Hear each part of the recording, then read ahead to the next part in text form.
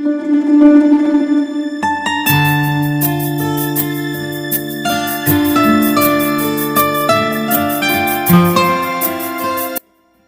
पर हम विद्युत फ्यूज के बारे में बात करेंगे। विद्युत फ्यूज क्या चीज होता है, पहले बताना चाहूंगा कि तीन धातुओं तांबा, टिन और सीसा को मिलाकर जो मिश्र धातु तैयार हो, इस मिश्र धातु से विद्युत फ्यूज बनाया जाता है।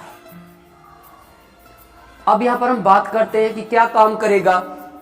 कि मान लीजिए कोई मेन लाइन आ रही है कहीं से भी, मोटे तौर से समझा रहा हूं, तो यहां पर एक फ्यूज लगा दिया है, मैं वैसे ही चिन्ह बना रहा हूं, यह विद्युत फ्यूज लगा दिया गया है ना। आगे को करंट गई,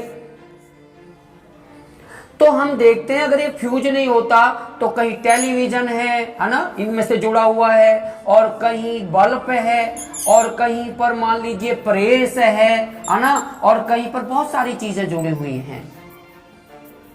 और अगर मान लीजिए फर्ज करो ये फ्यूज नहीं है और ऊपर से ज्यादा वोल्टेज का करंट आ जाता है, तो हमारे घर की इन चीजों के फूक जाने का खतरा होता है। परंतु अगर हम विद्युत फ्यूज लगा देते हैं तो ये विद्युत फ्यूज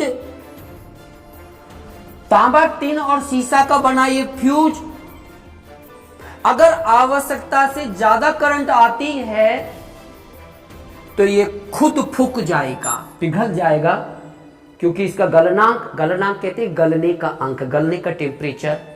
इसका गलने का टेम्परेचर इस तरीके से निर्धारित होता है कि अगर करंट ज्यादा आती है, ज्यादा वोल्टेज आती है, तो ये पिघलकर कट जाएगा और इस तरीके से हमारा सारा घर का सामान फूकने से बच जाएगा। विद्युत फ्यूज को बिल्कुल उसी तरीका से कहते हैं जैसे कि बॉर्डर पर एक सिपाही खड़ा है, लेकिन वो खुद मर जाता है, लेकिन देश पर आंच नहीं आने देता। समझ में